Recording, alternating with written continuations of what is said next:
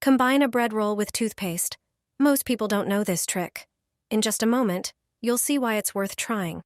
Take a regular bread roll, preferably a few days old, and grate it using a coarse grater. The bread acts as a base that absorbs additional ingredients. Next, add toothpaste. It gives the mixture the right stickiness. Then, add 2 tablespoons of sugar.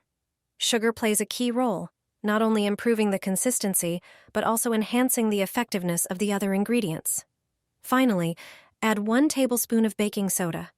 Baking soda is not only a universal cleaning agent, but also a powerful eliminator. Mix everything thoroughly until you get a sticky consistency.